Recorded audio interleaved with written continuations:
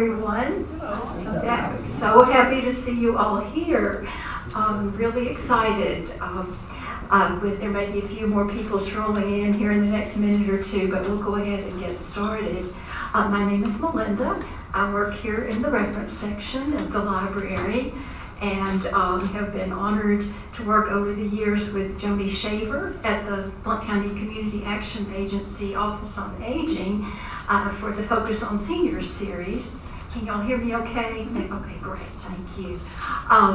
And as many of you know, during COVID, we had to pull way back on our programming. Had a few things online, but this is our first in-person program for Focus on Seniors. This past spring, Joni Shaver decided to retire. I'm happy to say only partially retired, but she passed the baton to Teresa O'Mary, who's now the director of the Office on Aging.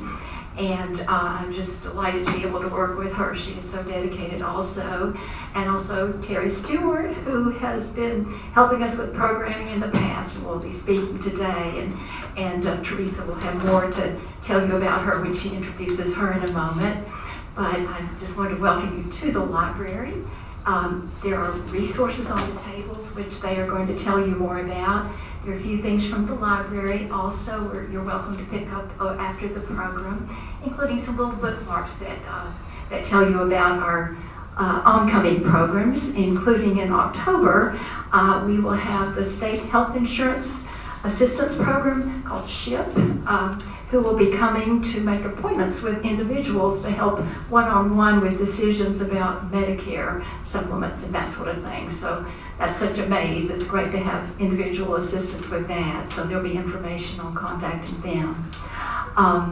Also, I hope you'll be watching for upcoming programs in the library. We are ramping back up again, so we hope all continues to go on a good even keel, and that we can do more of that.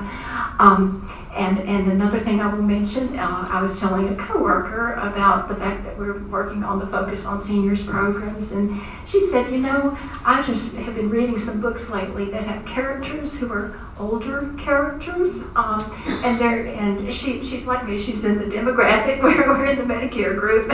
So, but she said, would you like me to pull together some titles that are books about or starring, you know, older characters? So we have a small display that she created for us, and that is near the audiovisual area and cafe. So I'll be happy to show you where those are after the program too. So thank you so much for coming. I'm going to turn this over to Teresa. Thank you so much, Teresa and Terry, for doing this. Thank you, Melinda. Thank you. Like Melinda said, my name is Teresa O'Mary. I am the director of the Office on Aging for the Blount County Community Action Agency. And we're very excited to get through COVID and back into meeting in person again. And I'm glad to see some of you are wearing your mask. I still wear my mask when I go to the grocery store and other events. You should have received two things. One is the services and program that the agency I work at offers. And then another half sheet that is this request for information. There just isn't time to really go through all these services and programs, but there is an opportunity for you to fill this out, request additional information for someone to contact you, also how you want to be contacted, and then there's volunteer opportunities within the agency. And Miss Mary Mixon, who's sitting right here, will speak to those volunteer opportunities. I'm sure she grabbed a few of you as you're coming into the door. She's very aggressive in that area, but in a kind, loving way. The other two ladies over here is Janie and Becky. They're staff. They work under my Benefits Enrollment Center, which do the actual applications for assistance for our seniors in the community. So they can answer any of the other questions that you have about all these programs on here. Before I introduce our star today, Miss Terry Stewart, I want to let you know that this program, Fall Prevention, is very close and dear to my heart. I can't tell you how important it is to be preventive in a fall. Recently, this past March, my own father fell getting out of the bed. His blood pressure dropped. And he had put his phone somewhere else in the house, and the alarm was going off. So he jumped out of bed to turn it off. And in doing so, fell and hit the back of his head on the nightstand. And to this day, he can no longer walk, he can no longer talk, he can no longer feed himself, he has to wear briefs, his activities, his daily living scores a 23. He's full assist, requires 24 hours, 7 days a week care. So this is so important.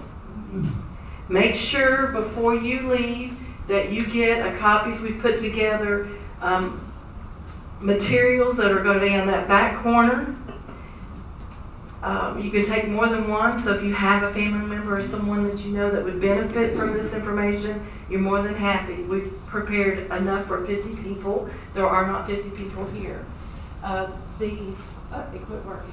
But can you hear me? Okay. Terry's going to touch base on all of these topics about fall prevention, exercise, how medication, footwear, pets, as well as vision. Okay? And with that said, let me introduce you to Terry. After a long career as a registered nurse at the University of Tennessee Medical Center, Terry had an opportunity to develop a wellness program under the visionary guidance of the Trinity Medical Associates Physicians. She's a certified personal trainer, Terry is, and a senior fitness specialist through the National Academy of Medicine. She holds various certifications and currently teaches adults of all ages in land and aquatic programs here in Blount County. She began teaching in our SEL program, which is Staying Active and Independent for Life. It's an exercise program under the Blount County Office on Aging, and she is a volunteer that does that. She also observed the needs for additional instructors, and she requested to be a SEL master trainer. And she's been a master trainer since 2018. She currently serves as a SEL instructor and master trainer, and she is currently employed as an exercise educator, health coach at the Pillar Primary Care in Knoxville. So let's give Terry a round of applause.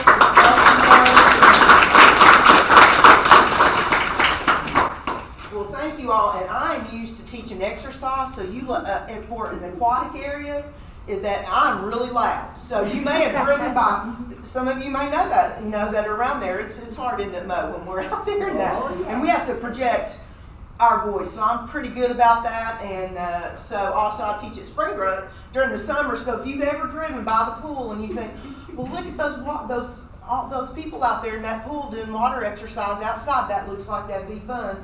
And I can hear that lady screaming all the way. I'm driving on the other side of the pool, and I can still hear her screaming over there, and I can just feel like I should be doing all that exercise with her. So, but anyway, I'm always very honored to come in and when I get to share on anything exercise and with fall preventions, as Teresa mentioned with her family history there going on. I also have family that had some trouble with some falls. I had a grandmother with osteoporosis that did one of those, fall and then lay on the floor for a while and not able to get back up. And then my mother also had a life-changing fall, and fortunately that, and she was, pretty active and working and all, and it was one of those things, caught her foot on a deck board that at the beach that was a little bit lower, and she caught her foot in that and fell. And then I got a 3-week vacation down in Tallahassee, Florida. So, but an unexpected one. So, but anyway, though, that is very near and dear. I'll use this, but you tell me if I get too loud. I have been told with the microphone I get a little bit too loud.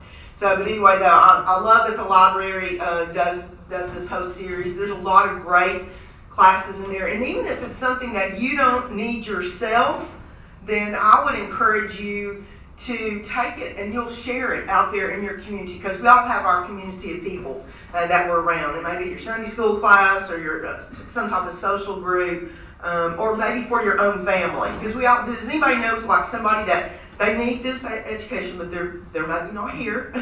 So yes. I saw some hands go up there. So it might be a spouse. I don't know. So, but anyway, so we're going to go through this, and I'm going to tell you, there's probably some things I'm going to tell you like, yes, I know that, but maybe it's something that you hadn't taken action on. So what I'm going to encourage you to do is we've got a lot of great material up here, so take that and then take action on that. Now, I must tell you that I'm a mover arounder up here too, so, because I teach. I'm used to moving, and actually I see one face in here, I'm not going to embarrass her, but because I can do things on the beat, it's because of her husband. Because I marched in the band, so I think I see her face in here. Yes, and that's why I can do things on the beat. I credit that to him. So let's go on and we'll talk about this a little bit. You see, Ben Franklin. I went up to Philadelphia for the first time. You learn a lot about Ben Franklin when you're up in Philadelphia. You've been up there. So I learned more things I didn't even know. But we know that this saying here, an ounce of prevention is worth a pound of cure, right? Would you all agree with that statement? That, anytime we can prevent things, that is just so much better. Working in the hospital, I know that, and that's some things that I'm going to be talking about today. I'm going to scooch around here just a little bit. Is that we know that anytime we can work on that, then that cure. It's just always easier to work on from that standpoint. All right, so we're going to go meet Herlinda. Her name is Herlinda. All right, and I thought I would color coordinate with Herlinda today. So, I just love her. I thought that, and I like that thumbs down there that she's doing. So we're going to meet some things on her, about her today. So we're going to go over some statistics, because I love looking. I don't know if it's being a nurse for so long, and they're like, you got to look at statistics and data and all those kind of things. And so I love looking at that. And some of it it's really startling. And I think that since we've been, I'm going to be really anxious to see some, it takes a while to get statistics in. And so after this period of COVID, 2.5 years, a lot of people have stayed in and they didn't move, or, even go to the grocery store. And so I think we'll see some more information coming out and looking at falls and all. So this first one, more than 1 in 4 older adults report a fall every year. So now we can count out here, and see that would be a pretty large number of people in here. So I always think that's a pretty big statistic. 1 out of 5 falls cause serious injuries such as broken bones or head injuries. So I think sometimes we don't think about those head injuries so much. So we hear about the broken hip, we hear a lot of that, but those head injuries, so that may be someone that, and particularly that we see sometimes as you get older, and you may have a thing called atrial fibrillation, and you've got to be on some blood thinners. And then that's where we'll see, you take those backwards falls in there and hit the head, or it may be forward in a different direction. But I'll see that like you're going up the stairs and do a backward fall. And sometimes people do not know that there's an issue going on there, because I don't want my children to know that I fell, right? No, we're not going to know that, because they'll come and they'll just take over my life here. So we don't let people know that. So they could do that, and it is possible that you could take that fall, you have a head below, and you go home, and you might have a slow bleed in there. It's not something automatic, and that you may not know that, or you might not wake up from that. So that's why I'll go ahead and put there, for people that have those falls, you need to let your doctor know that, because more than likely you may need to have a CT of your head. Check it out, make sure everything's okay. More than 95% of hip fractures are caused by falling, usually by falling sideways. So now you may be someone that always is walking, you walk, or whatever, but sometimes we don't do this. I see this a lot of times when I work with people, that it starts getting hard to go to the ball games or church or whatever, and you have to do this to get over people, right? Or maybe you're at as I tell my people in class, like we practice up and overs a lot. So you go to the movie theaters, and somebody has just paid $30 for that big bucket of popcorn now. Well, that may be even the small size. I don't know. You know, and then I don't know. It's probably $10 for the drink, and you for sure don't want to be the one that knocks it over. All right, but it's hard to do this, right? But people lose that ability to go sideways and also backwards. This is a lot of what I see. It's really hard to work in reverse.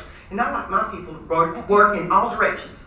All right, you can go laterally, you can go forward, and you can go in reverse, right? It's not good when you can't go in reverse. All right, so in 2020, this was probably, they would have done some studies in that because it would have had to complete a year to get that.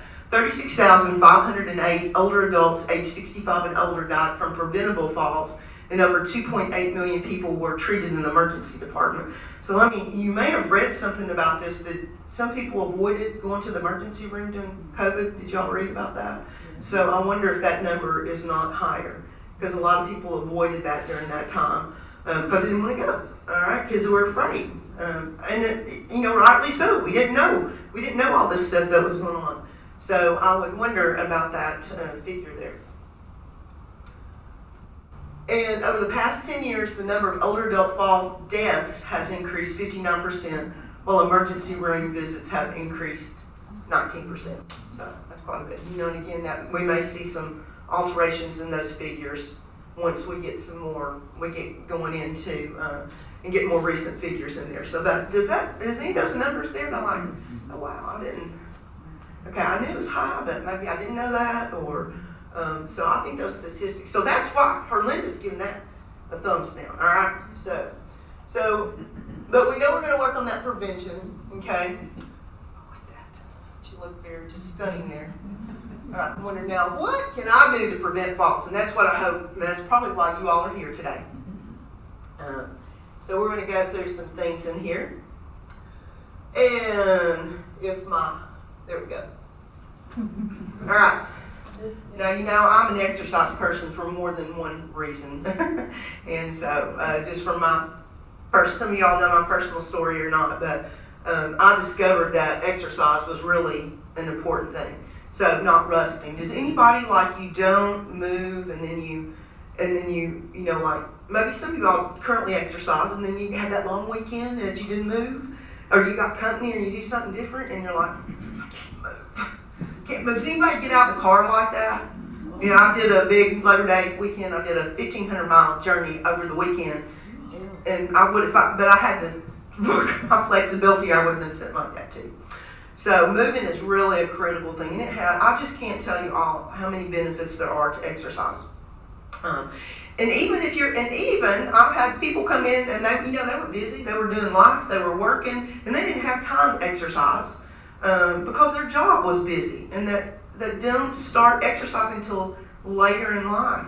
And I love that they come in. So the studies show you're never too old to benefit from exercise in some way. Now, if you're 90, you may not be doing what you did at 18, all right? But we can slow down. If you're breathing, and we're all breathing, right? Please keep doing that. Oh, we like that. We like that. Please keep doing that. All right, so we are getting older, so we know that we do lose our muscle. That's just part of the aging process. So we're kind of fighting against that. And we're not just standing still in our muscle strength. We're either gaining it or losing it, or trying to keep it. So even keeping what we've got and not letting that deteriorate is a big thing. All right, so my statistics I had before was from the CDC and the National Safety Council. And this is the recommendations for older adults, 65 and older. All right, so you're going to see that at least 50 minutes of exercise. And you may have heard these. This is a pretty popular 150 minutes of moderate intensity activity such as brisk walking. Now, if you walk your dog and he stops at every 2 steps, that might not be considered brisk, okay? But it should be a safe pace that you feel like you are moving in there. At least 2 days a week of activities that strengthen your muscle, all your major muscle groups. So that lower body strength is so critical for balance and fall prevention. So working on that is really a huge thing. And actually, 2 days a minimum, 3 days it would be even best. Activities to improve balance, such as standing on one foot. Now that's kind of been something newer that they've added in. Now you may have done that, practicing in a class or whatever, but that is something that they've added in that we should do that. There's more than just standing on your foot. There's different ways that you can incorporate that in, depending on your level of fitness, okay? And then aim for the recommended activity level, but be as active as possible. Move more, sit less. That's a really huge thing. And I talked with someone this morning in the gym before I came here, and we were talking about that, and our discussion was get up and move more. So we do rust. Some of us rust a little better, quicker than others, right? And so that exercise, it's just such a powerful thing. It is just like that oil for the tin man. All right, so, and I'm always like, some is always better than none, okay? You may not do, across this room is better than sitting in a chair. So whatever it is for and we all have things go on. It is okay if you dropped your iron skillet on your foot and your foot is hurting. There's nothing wrong with your arms that you can't work what you can. Okay, you can work your arms. It doesn't mean that I can't work any. My toe hurts, so I've got an ingrown toenail. I can't exercise today. I've heard lots of excuses, so I don't like to buy them. And I might possibly have made a few people guilty. I don't know. But anyway, some is always better than none. All right, so we're going to go through a few of these benefits here, and you'll see that tin man up there, because it really is. Can you tell that when you're doing your exercise how you feel better? If you have arthritis, that movement, that is the oil, and we all pretty much, if we're blessed to live long enough, we're going to have a little arthritis. So you're going to see that number one up there is that it does help with brain health. Okay, so now I'm sure that if you come back next April and you talk to and you hear Dr. James, I am just guessing that he's going to say something about exercise, because you cannot read anything on brain health that doesn't involve exercise on a couple of different levels of that, okay, because it is getting that oxygen to your brain and getting circulation up to your brain when we get that heart rate up. So that is why that is so critical. Maintain your weight. So if you are in and some people as they get older, they may lose weight, but keeping that, if you have diabetes or any of those things, I've had I had someone that was in one of my classes, and I think that was about 90, and he did lose some weight, and it surprised him that he was able to get better, and that was a good thing. It was beneficial for him. And again, especially if you have diabetes or you have a metabolic syndrome, okay, that's going to help control that. Exercise is a great medicine for diabetes, along with nutrition. All right, so strengthening the bones and muscles. So that makes sense. We know that it's going to do that, and that's why we need that. Strengthening exercises of all the major muscle groups, not just the ones that we like to work. Okay, we like to do the exercises that's easy, don't we? Anybody know that? Yeah. My group here exercise with me. That would be yes. Yes, and we don't like to do the ones that we don't enjoy quite as much. So they're hard. I would say like sit to stands. I'm just guessing. Right? We do a lot of sit to stands. This is a critical exercise. What can you not do if you can't do that? Yeah, and I always tell. When you're young, you saw Peter Fonda, and he's on that on the high rider, when they call it a high rider, his motorcycle, the big handlebars, and so as you get older, now we have a low rider and a high rider. You know where I'm going there? Because sometimes you get on the low rider because the handicap was full, and you had to get on the low rider, and you had to go. Because you live in the South and you drink a lot of sweet tea over, on a day they were giving out free somewhere. And so, so you had to go. So you had to get on the low rider. And then what I worked at, because I don't want people to have to call 911. I need a rescue here. You're there with your britches down. So, strengthen your muscles. Keep that in your mind, that picture in your mind. I believe in visuals. All right, improving your ability, those stronger muscles and all, improve your ability to do your everyday activities. Going to the mailbox or whatever it is, going to the grocery store, walking in here to the library. You go to Walmart and sometimes you have to park on the back 40, right? Yeah, I have this little story about that. That was pretty funny, but I won't take the time to tell it today. But I had a group that went to Dollywood, and they didn't get the parking that they thought they was going to get. So, you were there that day, weren't you? All right. I love that story. All right. So like I told you, one of these days you're going to go there, and you're not going to get the park. You're going to have to park on the back 40. All right. Reducing risk of disease. So again, the exercise is going to help blood pressure. It's going to make your heart. That's why when if you have a heart event that they make you go to cardiac rehab to get your, that's why that's improving that exercise. That's why they make you do that. And they'll do that in pulmonary disease too. So, and reducing pain. So that we might have Arthur sometimes talks, doesn't he? Sometimes he talks. It'll be cold weather here again, and he talks to us a little bit more as we get older, and so that reducing pain or whatever that it is, fibromyalgia, any of those pains that we may have. So it does help with that. Okay. So a lot of that, put in there. It makes your mood better. All right. So we're all getting older together, and it's okay. It's okay. We don't have to be sad about it, and it's just a process of life, and so it is all good. So keeping that good mental attitude is really, and keeping that emotional health is really, really an important thing. So, my son, I've shared with my son, I wasn't an exerciser until I was 45, and he was so glad that I started exercising because he said that he was glad that I got a life because I was killing his. So he was real happy I started. He was like, you need to go exercise, Mom. You need to go exercise, Mom. So, all right, so stop and look around. So we're going to go over a couple of things in here. So you're going to see in this information here all kinds of really good things. So I'm not going to go over every one of these things in detail because it's all out here. And this is something that you need to take.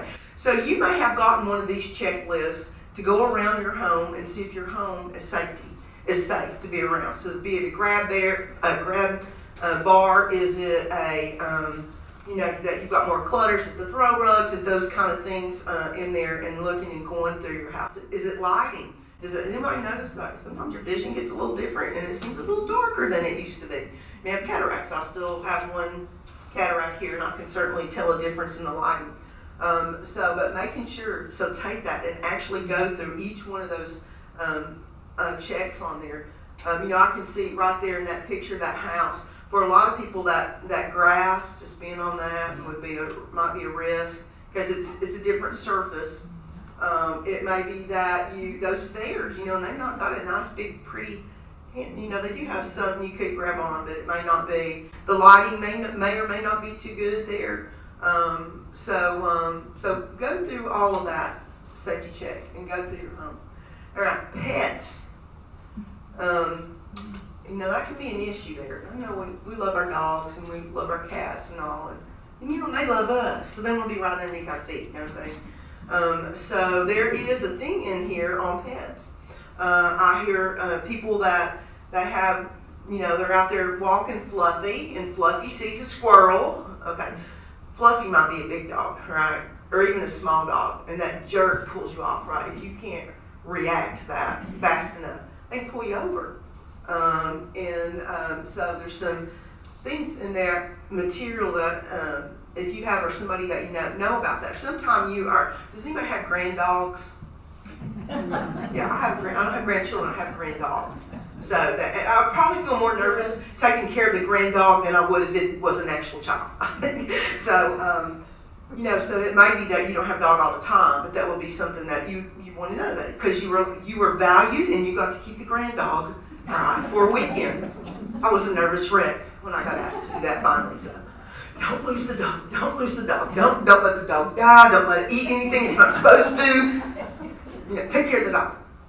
All right. Going on, another thing is to think about this. I like for people to think about this beforehand. So we've got cell phones, emergency buttons. They have all different ones of that. A new one is with the Apple Watches. That can tell if you have a fall. I do know someone that did have a fall, and her daughter had bought it. They were kind of, does it actually work? And it did work. The daughter happened to be there, so they saw that it worked and could hit that didn't call 911 or the cell phones. And learning how to use your cell phone. So you may have a cell phone, all right, but you don't know exactly how to use it, all right? So that's a good tool to do that. And there's classes, and I think the library has offered classes on using the phone. I think the senior center, there's classes out there. There's also, I think there's some, AARP has it's called seniorplanet.org. I come around, they have all kinds of classes on there too. And I think I saw one there on learning how to use technology.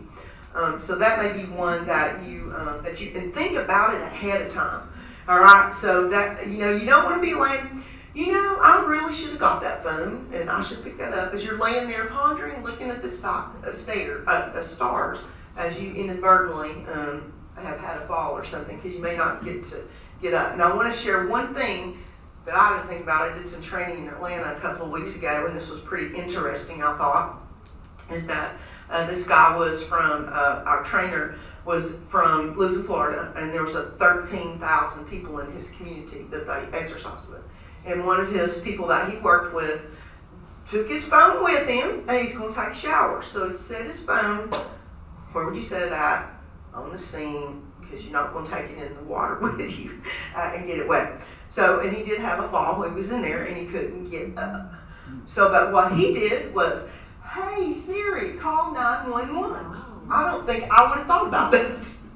So, and so they were able to, it called 911 for him, and then he was able to direct when the ambulance people got there, he was able to direct them through this method on the how to get in his house, where the key was, and that the dog would bark, but it would not bite him, or bite them. So anyway, they were able, and I would have I don't think I would have I hadn't thought about that. So just be aware that technology's not all bad, is it? So, and the funny thing about that day is we were doing that training, and our trainer had set his phone down on the desk. And as he said, hey Siri, call 911. During our training, it actually did call 911. You had to run over and try to grab that phone.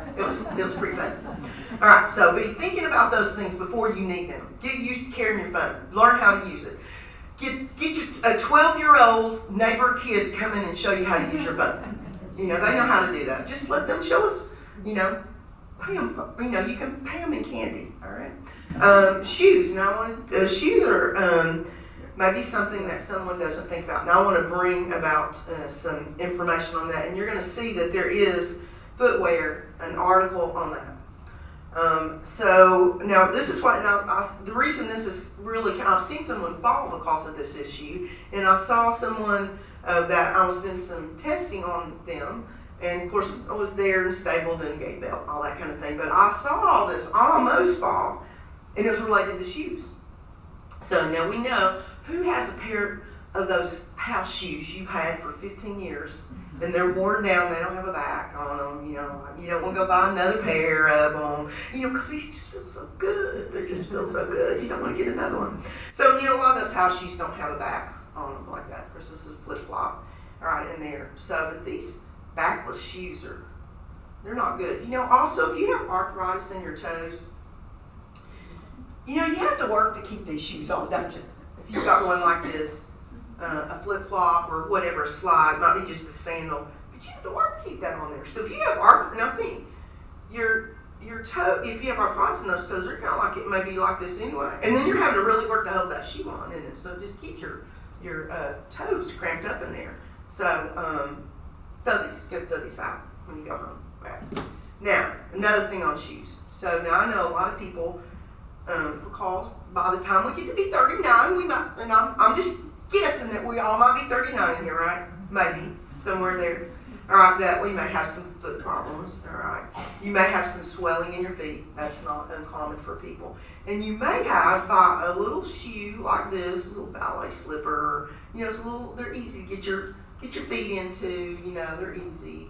For some people it's hard to tie shoes. It's hard to get down. That's, I think, why they may choose to do this. But you have these feet that swell as they go on through the day, right?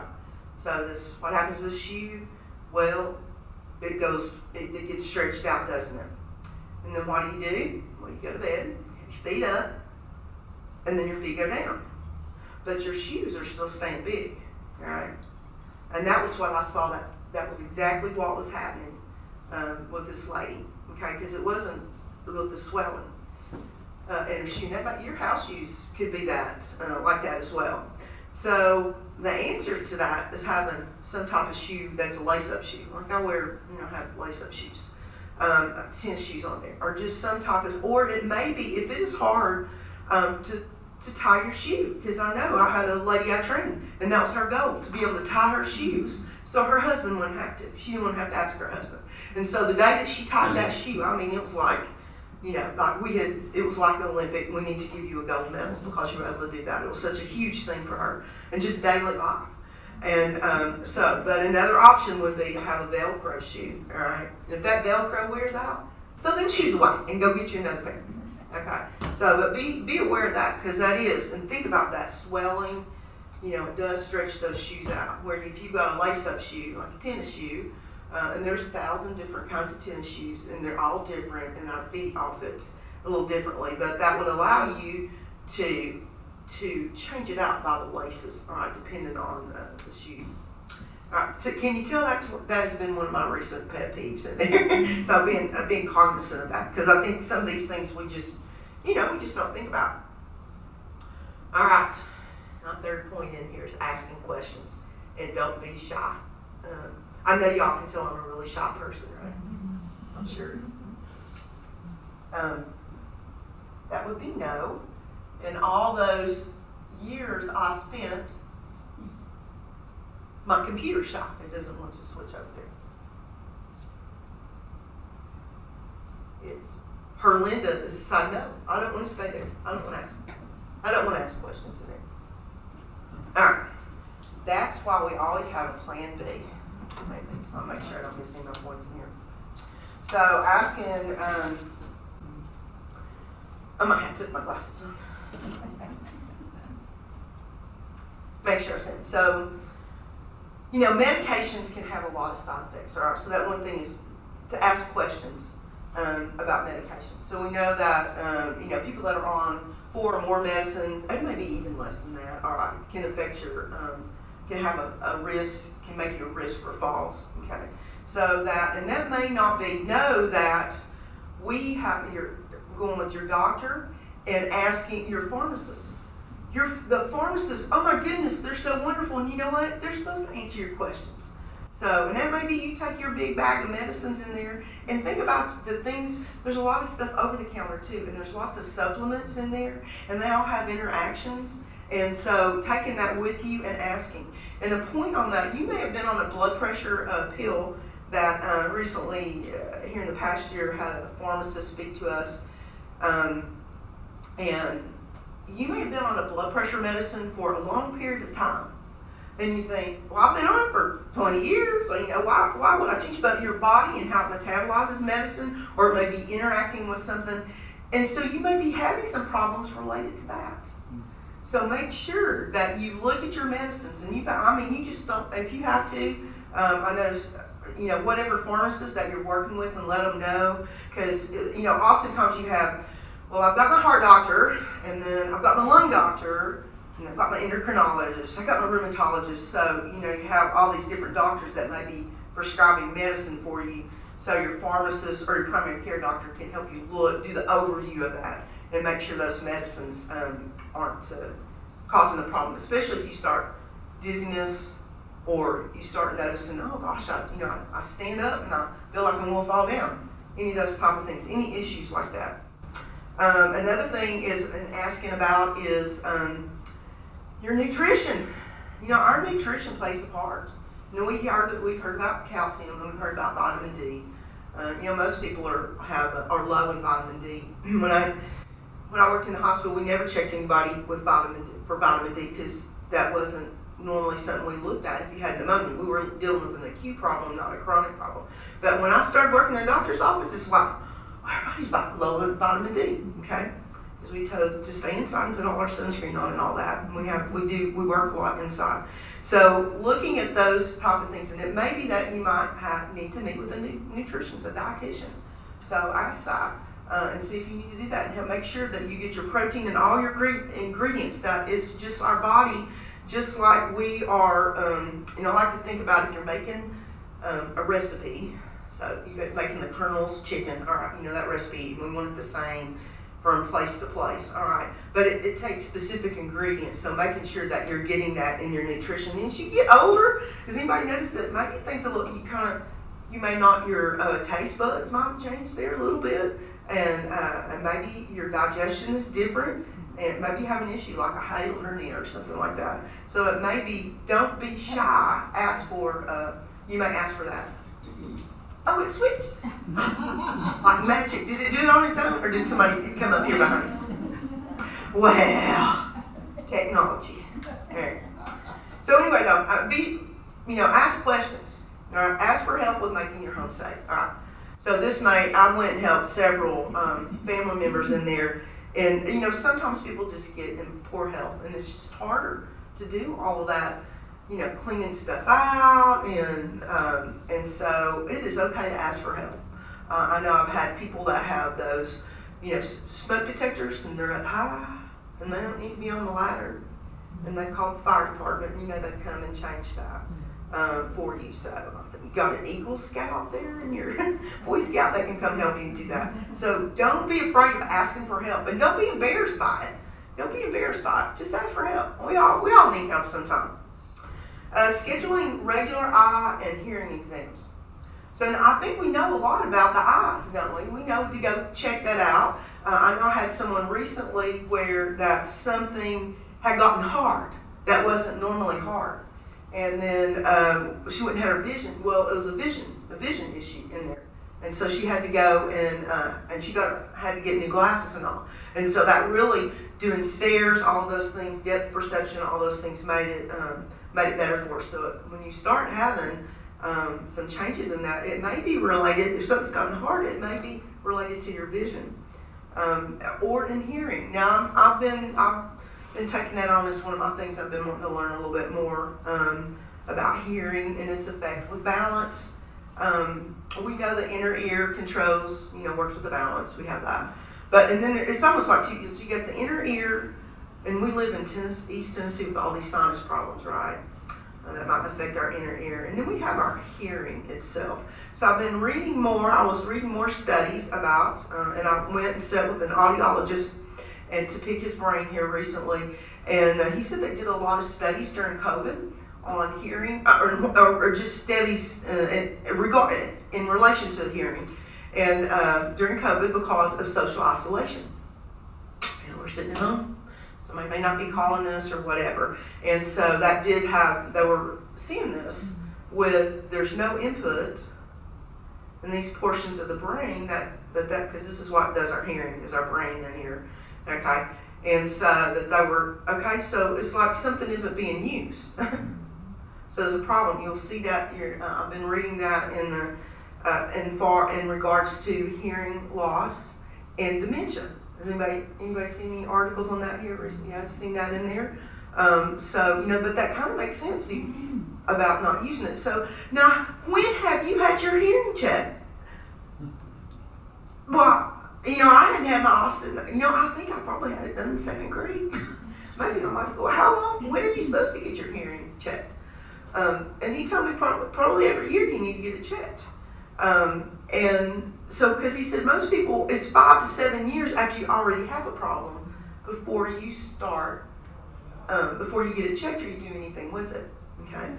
So, in the technology I'm amazed at the technology on hearing aids. If you need to do that, and you know what, I find a lot of people are embarrassed about wearing a hearing aid. And they've got them where they're about invisible now, so where they are. And they're Bluetooth, like your earbuds. You see all the young kids going around with their earbuds sticking out their ear, And they're like that. And so they're doing it. And if you have tinnitus, there's new with the ringing of the ears, that technology is just amazing. So anyway, think about getting your hearing checked. Yes. I have them for that tinnitus and for hearing loss. She couldn't even see it. Oh yeah. Can't see it. Yeah, you can't. Yeah, that's great. Yeah, I mean you can. I love it. Yeah, and it changes, and it really does change when you can't when you can't communicate with people, or you're driving and you can't, you might not hear, it is hard to hear an ambulance almost until it's right on top of you. Or you can't hear when somebody has kindly blown their horn at you. Or, I have a friend, I have someone that's in denial of their hearing. Does they have hearing? They're in denial, and so, as I followed them one day for 10 miles, and their blinker light was on for 10 miles. 10 miles. All right. And I know it's about the hearing in there. So, but anyway, just think about that. Put that on your things to think about. All right. So, getting information from reliable resources. So, we have got pulled. There's all kinds of stuff floating out there on the internet, doesn't there? So really, you want to get any of your medical information from solid sources. Usually that's your hospital systems. And there's a lot of them that we can pull. Blount Memorial is affiliated with the Mayo Clinic. Mayo Clinic's got a lot of good information. Cleveland Clinic, all the hospital systems. We've got the National Council on Aging, the NIH, a lot of things from the CDC, which a lot of my statistics have come from. So make sure you're getting a really reliable information. Ask your doctor. Talk to your doctor, okay, about getting information. Here in the library that there's going to be reliable information in here. So you want to get solid stuff because there's all kinds of stuff out there. So make sure that that your information's coming in. And again, we have this wonderful Office on Aging. So I really knew nothing about the Office on Aging. When I saw this little ad that said, we're wanting to start an exercise program, and I had come out of one job and was wanting to rest, so, I'm not going to need a little rest. And they're like, well, okay, I'll go do that. I need some continuing education. So I met with that, and then they do tremendous things for our community, and that continues to grow. Joni has started a lot of great programs, and then Teresa's just going to take it to that next level in there. And so it's really good. These books, make sure you have this, because this is a great book in there, and you may share that with someone. I know I've shared these with many people, that there's a lot of resources in there, so utilize that in doing that. So they're a great wellhouse of information in there. So, and it may be that you're going to share information in the group and you need some more copies of something, and that will be something that they can do.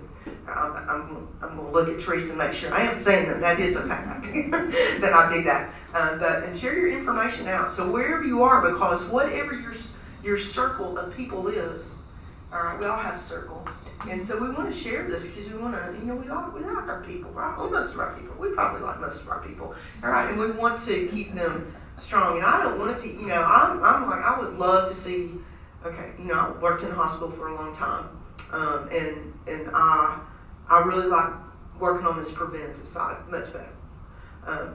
And so if I can, any way that we can do that and work on that prevention, and you can help that with your social circle as well. So anyway, thank you all. Y'all been wonderful.